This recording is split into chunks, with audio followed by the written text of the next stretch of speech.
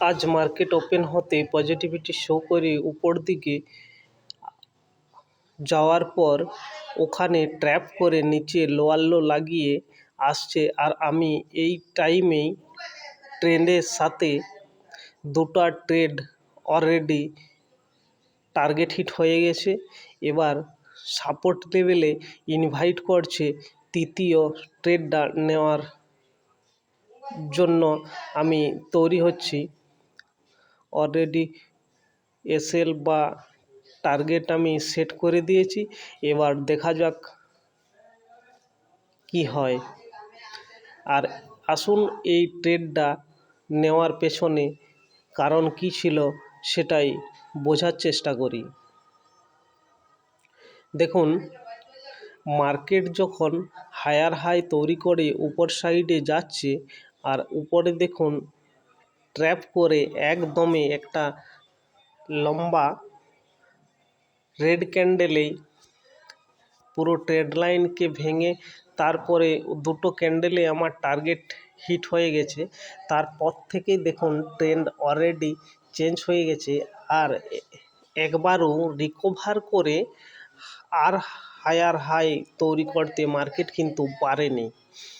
আর তারপরেই দেখুন লোয়ার লো তৈরি করে ওই ট্রেন্ড লাইনে বারবার টাচ করে নিচের দিকে আসছে মার্কেট। আর নিচে যে সাপোর্ট লেভেলটা ড্র করা আছে সেই সাপোর্ট লেভেলে অলরেডি দেখুন মাল্টিপল টাইম টেস্ট করে নিয়েছে মার্কেট এর আগেই। আর উপরের দিকে দেখুন ব্রেকআউট দেওয়ার পর ট্রেড লাইনটাকে ব্রেকআউট দেওয়ার পর মার্কেট কিন্তু সাইড বেস হয়ে গেছে। আর মার্কেট কখনোই ব্রেকআউট দেওয়ার পর সাইড বেস হবে না। যে মার্কেট যদি যাওয়ার হয় সে অলরেডি চলে যাবে, কারোর জন্যে কিন্তু অপেক্ষা করবে না মার্কেট। আর মার্কেট ব্রেকআউট দেওয়ার পর যদি সাইড বেস হয়ে যায় তাহলে আপনি সতর্ক হয়ে যাবেন যে এখানে কিছু না কিছু অপারেটর কাজ করছে, অর্থাৎ এখানে ট্র্যাপ হওয়ার সম্ভাবনা খুবই বেশি আছে।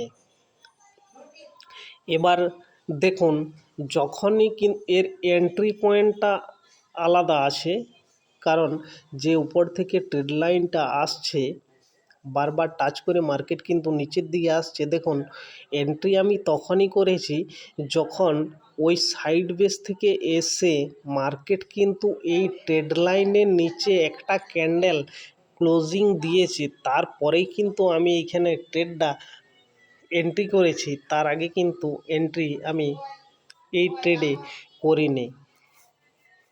এর কারণ আমাকেও কনফার্ম হতে হবে যে মার্কেট কোন দিকে যাবে বা কোন দিকে আসবে। দেখুন আমি আপনাদেরকে ডাইরেকশন শেখাচ্ছি, এবার বাইং সেলিং সেটা কিন্তু আপনাদের উপরেই নির্ভর করে।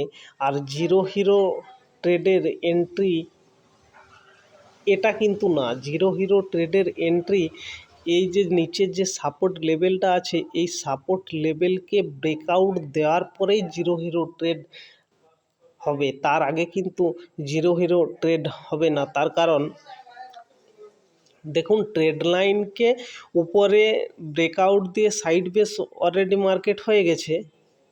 আর সাইড বেস হওয়ার কারণে যখনই একটা ক্লোজিং ট্রেড লাইনের নিচে দিয়েছে তখনই আমি ট্রেড ইনিশিয়েট করেছি। তারপর দেখুন মার্কেট কিন্তু এখানে টাইম স্পেন্ড করছে।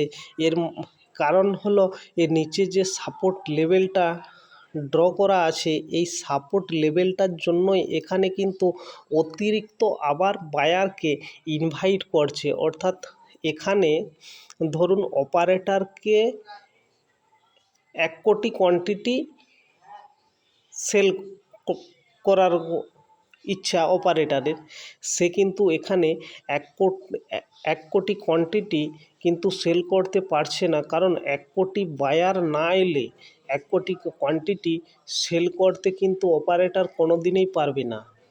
কারণ এটা জিরো সাম গেম, অর্থাৎ কেউ যদি বিক্রি করে তবেই আমি কিনতে পারবো।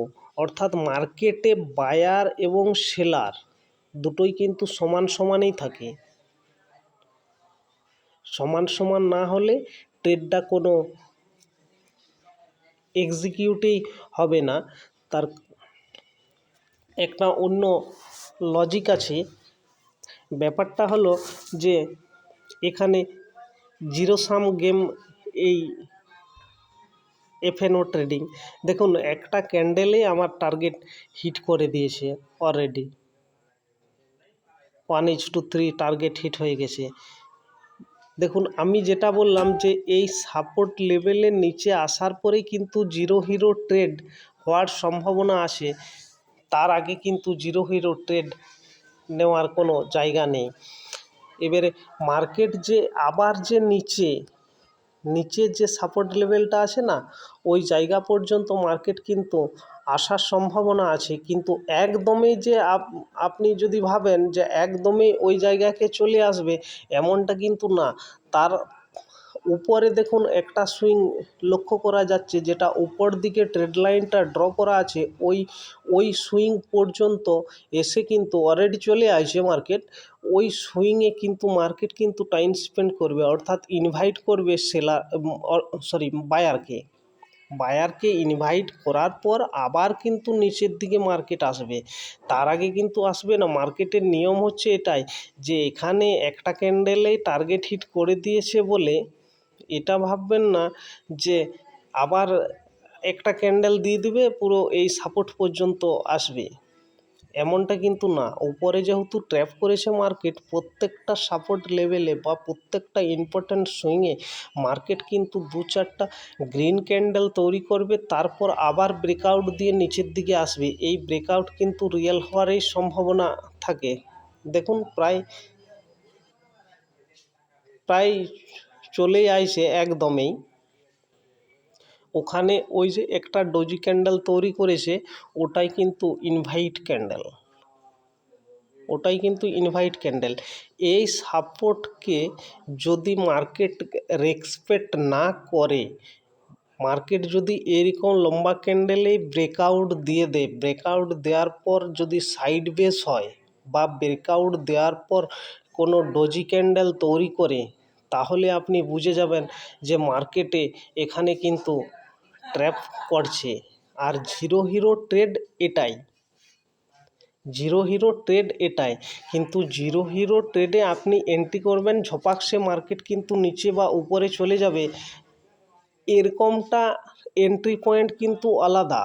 এই উপরের যে সাপোর্ট লেভেলটা ড্র করা আছে, এই সাপোর্ট লেভেলের নিচে থেকেই কিন্তু মার্কেট, দেখুন যেটা আমি আগে বলেছি, ওখান থেকেই কিন্তু মার্কেট নিচের দিকে র্যালি কিন্তু করেছে মার্কেট, তার আগে কিন্তু র্যালি করেনি। অর্থাৎ মার্কেটের নিচে আসতে গেলে বা উপরে যেতে গেলে লিকুইডিটি প্রয়োজন। মার্কেট যতক্ষণ না লিকুইডিটি না নেবে, ততক্ষণ কিন্তু মার্কেট কিন্তু নিচেও আসবে না বা উপরেও যাবে না। অর্থাৎ অপারেটরের 1 কোটি কোয়ান্টিটি সেল করার কথা, 1 কোটি কোয়ান্টিটি এবার বাইকে করবে, সেরকম বায়ারকেও কিন্তু দরকার এখানে, তবেই এই ট্রেডটা হতে পারবে। তার আগে এই ট্রেডটা কোনো হবে না। তার কারণ আপনি যদি বাজারে যান, অর্থাৎ আপনার যদি কোনো দোকান থাকে, ধরুন আপনি সিঙ্গাড়া তৈরি করছেন, সিঙ্গাড়া তৈরি করে পাবলিককে বিকবেন। এবার আপনি 10,000 সিঙ্গাড়া বিক্রি করবেন। এবার আপনি 10,000 সিঙ্গাড়া কীভাবে বিক্রি করবেন? আপনাকে 10,000 বায়ার দরকার, অর্থাৎ যারা সিঙ্গাড়া কিনবে, 10,000 কাস্টমার আপনার যদি না থাকে, আপনি কিন্তু ওই 10,000 সিঙ্গাড়া সেল করতে পারবেন না, আপনার লস হবে মার্কেটে। শুধু সিঙ্গাড়া তৈরি করে বসে থাকলেই যে আমার বিক্রি হয়ে যাবে, এমনটা না। কিন্তু আমাকে 10,000 বায়ার দরকার, যারা এই সিঙ্গাড়াটা কিনবে। ধন্যবাদ। যদি এই ট্রেডটা ভালো লেগে থাকে, অবশ্যই একটা লাইক করবেন।